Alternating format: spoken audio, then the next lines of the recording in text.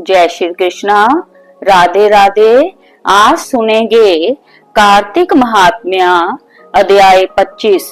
दैत्य गुरु शुक्राचार्य ने राजा बलि को बौने ब्रह्मचारी रूप में भगवान के आने का कारण बतलाते हुए कहा, हे राजा बलि, तुम्हारा राज्य प्राप्त करने के लिए ही अदिति के गर्भ से जन्म लेकर भगवान विष्णु स्वयं इस रूप में तुम्हारे यज्ञ में आए हैं। दान के रूप में कुछ भी मत देना, वरना चले जाओगे। इसके उत्तर में बलि ने कहा, हे गुरुदेव, आप मुझे अधर्म का उपदेश क्यों देते हैं? गाराई जाचक को दान न देना अधर्म आचरण नहीं तो और क्या है? यदि विष्णु भगवान स्वयं जाचक बनकर मेरे द्वार पर आए हैं, तो इससे बढ़कर मेरे लिए सौभाग्य की और क्या बात हो सकती है? मैं जितने यज्ञ आदि करता हूँ, वे सभी भगवान विष्णु को प्रसन्न करने के लिए करता हूँ। अतः वे टूक रूप में वह जो कुछ भी मांगेंगे मैं अवश्य दूंगा। शुक्राचार्य और बलि में अभी वार्ता चल ही रही थी कि वामन भगवान राजा बलि के यज्ञ मंडप में आ गए।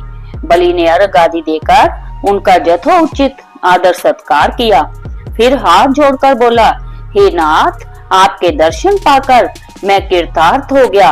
अब आज्ञा दीजिए कि मैं आपकी क्या सेवा करूं। तब भगवान ने कहा, हे राजन, तप करने के लिए हमको 3 पग भूमि चाहिए। यह सुनकर राजा बलि ने हंसकर कहा, हे वटूक, तुमने यह क्या मांगा? कुछ धन, ग्राम, शहर, हाथी तथा घोड़े आदि मांगे होते।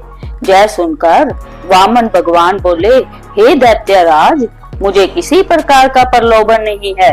मुझे तो तप के लिए केवल 3 पग भूमि ही चाहिए।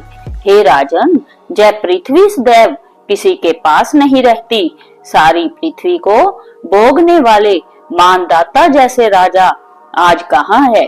अतः मुझे अधिक लोभ नहीं, मात्र 3 पग भूमि ही चाहिए। इस तरह जो अपना मार्ग सुधारते हैं वे धन्य है। भूमि दान से उत्तम ना कोई दान हुआ है, ना कोई आगे होगा। अतः हे दानवी राजा, मुझे मात्र 3 पग भूमि दे दीजिए। भगवान विष्णु ने राजा बलि को समझाते हुए आगे कहा, हे राजा बलि, इस संबंध में मैं तुम्हें एक प्राचीन इतिहास सुनाता हूँ। ध्यान पूर्वक सुनो। पहले ब्रह्म कल्प में भद्रमती नाम का एक दरिद्र ब्राह्मण था। उसके श्रुता, सिंधु, यशोमती, शोभा, कामनी तथा मालिनी नामक 6 स्त्रियां तथा अनेक पुत्र थे। जब दरिद्रता के कारण सभी भूख से अत्यंत दुखी हो गए, तब वह ब्राह्मण सुकतुंब कौशाम्बी नामक नगरी में चला गया। वहां जाकर भद्रमती ने सुघोष नामक एक धनी ब्राह्मण से 5 पग भूमि मांगी, जो उसने दे दी। इसी 5 पद भूमि के दान के कारण उस सुघोष नामक ब्राह्मण को विष्णु का परम पद प्राप्त हुआ।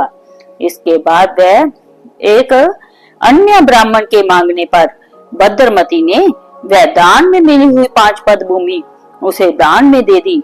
इससे भद्रमती को मोक्ष की प्राप्ति हुई।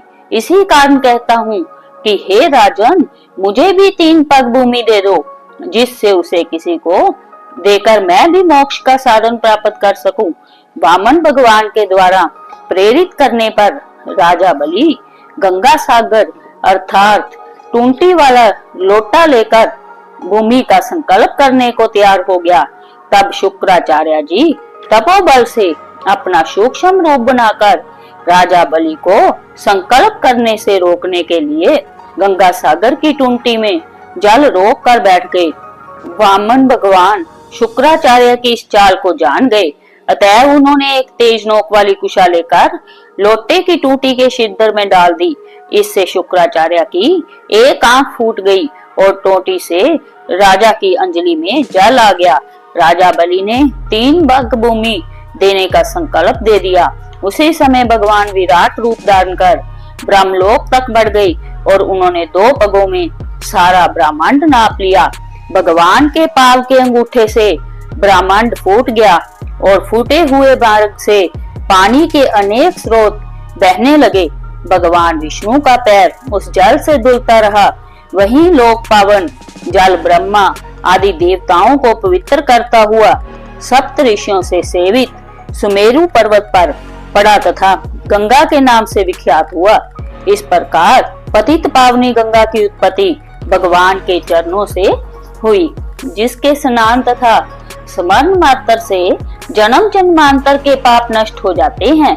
यह दृश्य देखकर समस्त देवता तथा ऋषि मुनि स्तुति करते हुए बोले, हे अनंत मूर्ति, जगत संचालक, परम पिता और सबके स्वामी, आपको नमस्कार है।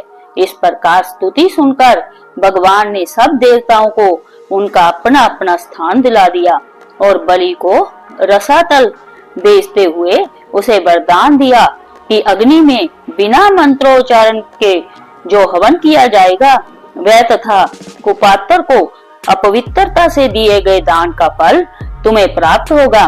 इस प्रकार भगवान ने देवताओं को सुंदर स्वर्ग तथा बलि व अन्य दैत्यों को पाताल दिया। इतना कृत्य करके विराट भगवान पुनः वामन रूप हो गए।